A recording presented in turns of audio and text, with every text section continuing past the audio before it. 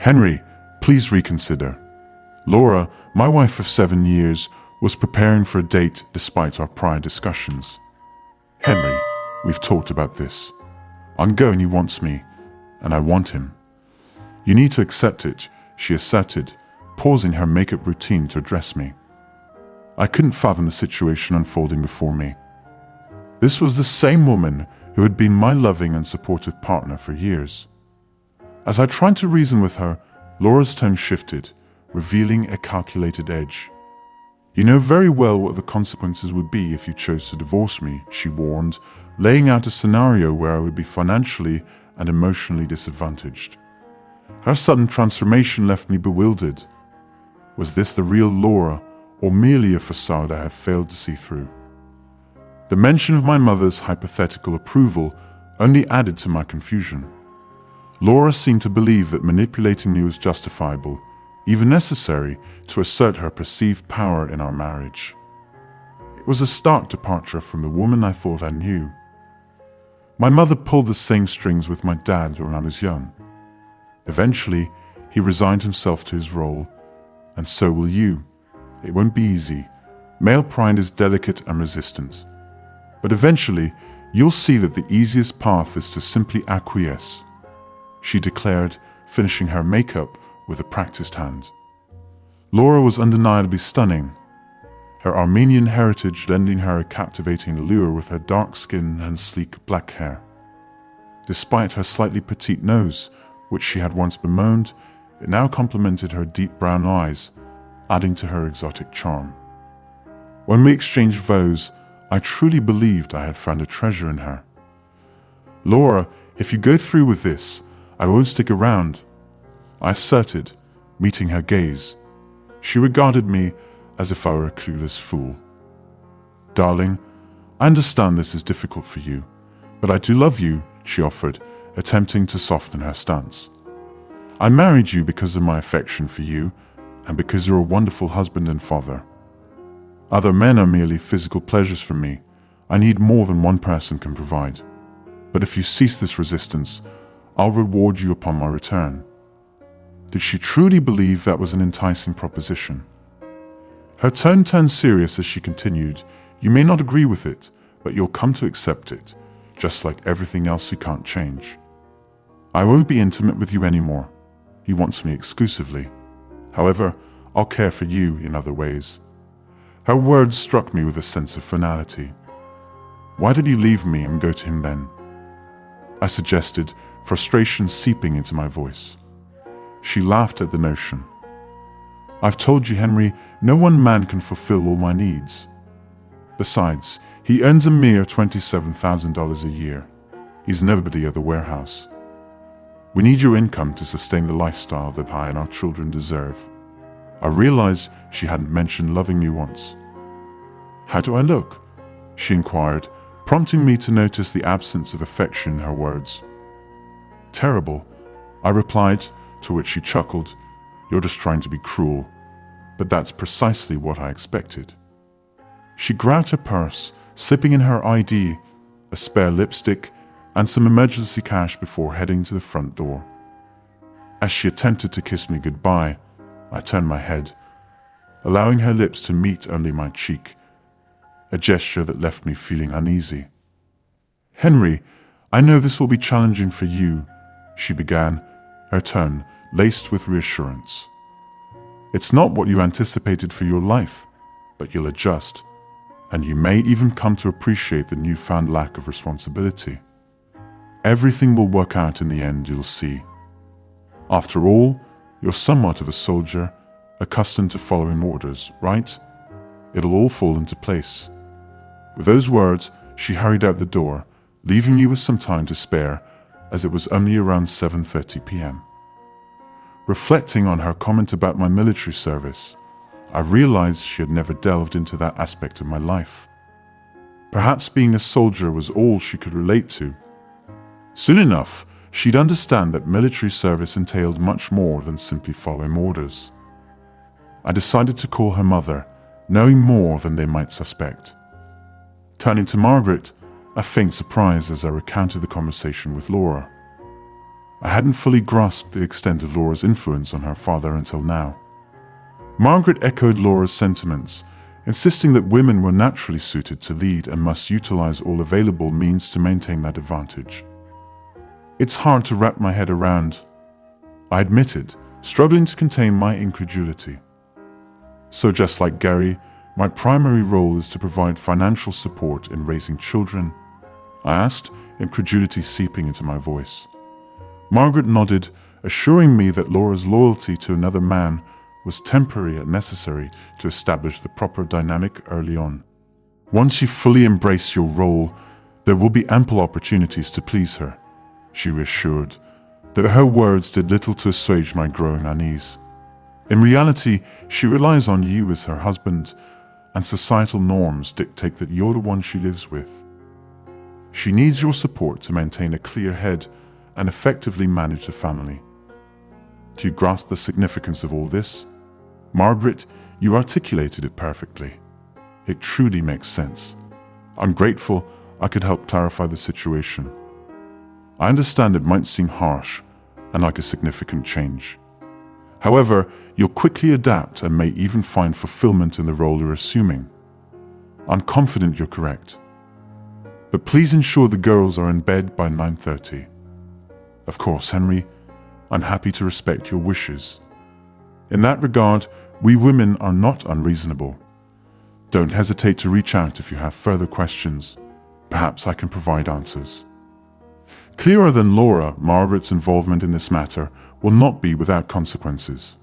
While she won't face physical harm, I believe the repercussions she'll endure will be more emotionally impactful. You see, I was well aware of Laura's intentions. In fact, Laura was too trusting, assuming I would simply go along with the events unfolding day by day, but she had underestimated me. Something in her behavior hinted at forthcoming changes. So I reached out to a few of my comrades to assist me in what they excel at. Alan, the sharpest among us, possessed extensive knowledge of surveillance and electronic security from his time in reconnaissance units abroad. He tapped our phones, listening in on Laura's conversations through her car, purse, and cell phone. He possessed an abundance of audio recordings capturing her conversations with her mother, friends, and lover regarding their schemes. I suspected that some of her acquaintances might be considering similar actions, depending on the outcome of Laura's endeavors. David, proficient in intelligence work, ranked among the top computer hackers. Mark, now an executive director overseeing extensive overseas business, had access to the company's private jet, which he could utilize with minimal oversight. Then there were Jason, Carl, and Dennis, known as JD within our group. These men were adept fighters, skilled in various weapons and marksmanship. With everyone on high alert, the plan commenced at 10:30 p.m. My request for the kids to be in bed by 9:30 was an integral part of the strategy.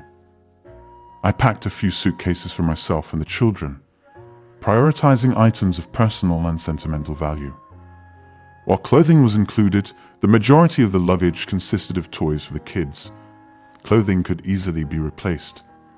Once everything was loaded into the car, we made one final trip to visit relatives.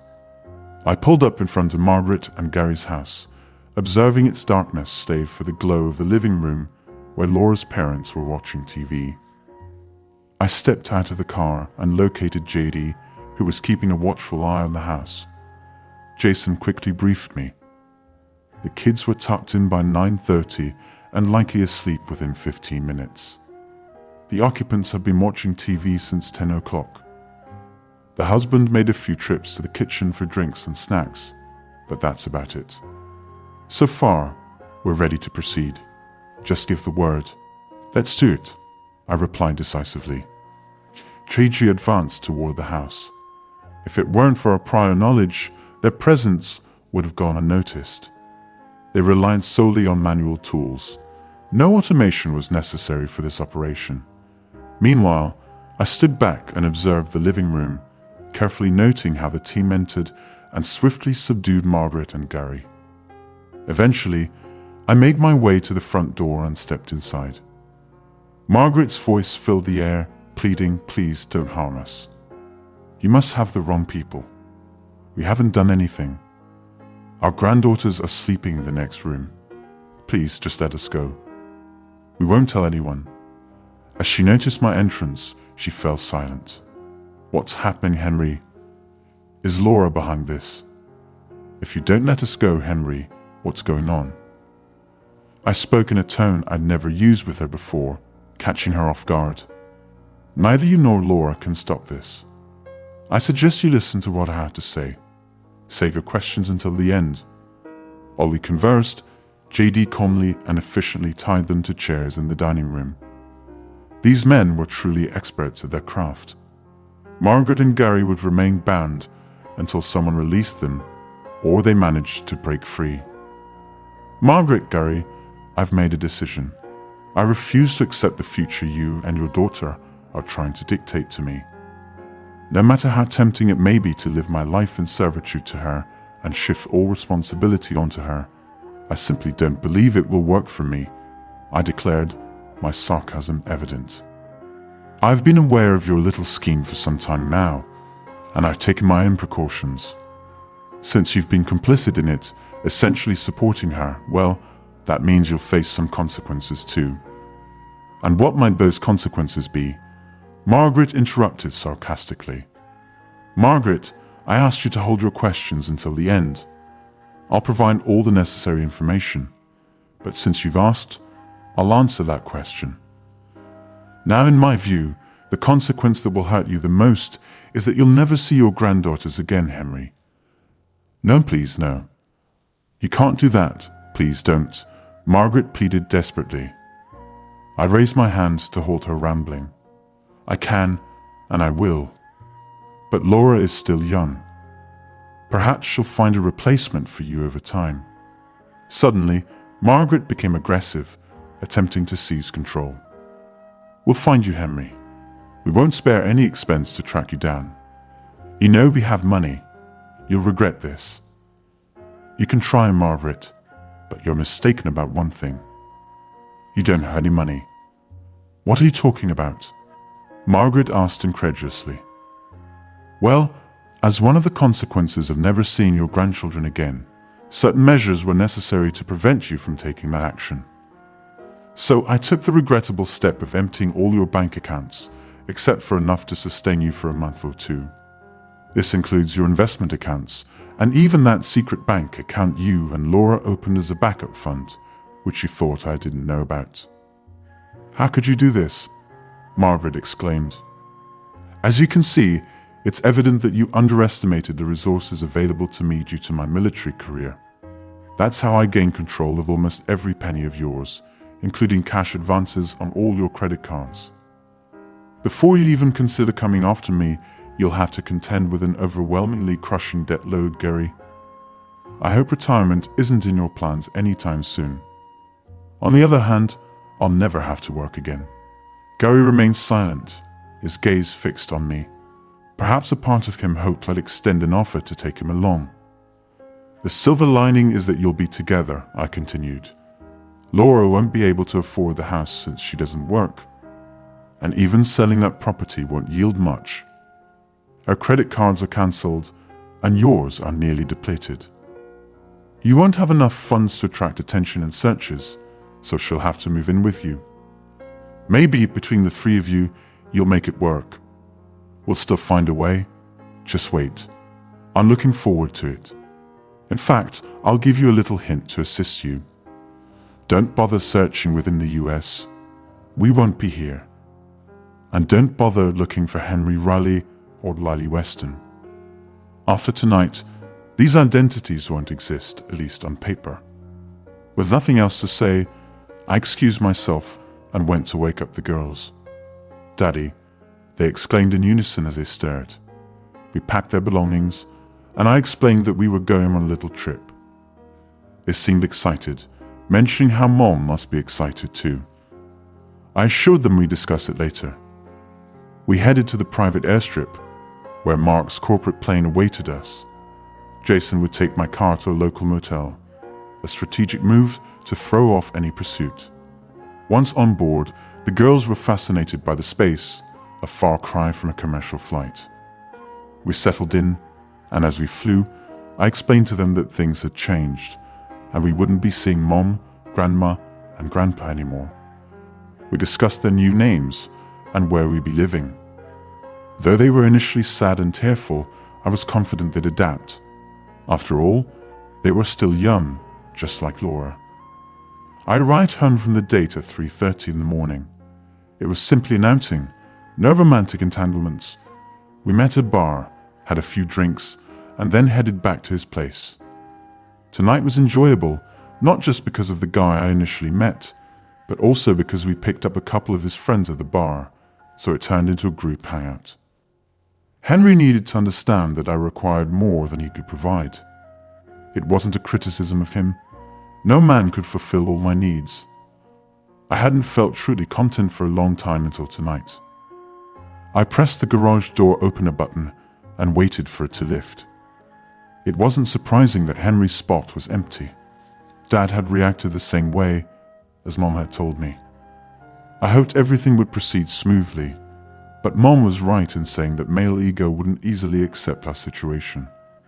Henry's absence affected me more than I had anticipated, but it only served as evidence of my deep love for him. Despite his current thoughts, I knew he would come home soon. His love for the kids was a guarantee that he would come around, wasn't it? I chuckled at the thought of him returning, perhaps pleading with me to let him serve me just to see the girls. Yet, Henry still hadn't returned. While it wasn't unexpected, the longer he stayed away, the more determined I became to receive an apology from him. After a long shower, I slipped into bed and quickly fell asleep. It was approximately 10:30 in the morning when I dialed Mom and Dad's home to check on the girls, but there was no answer. I tried their cell phones next, still met with silence. It struck me as odd.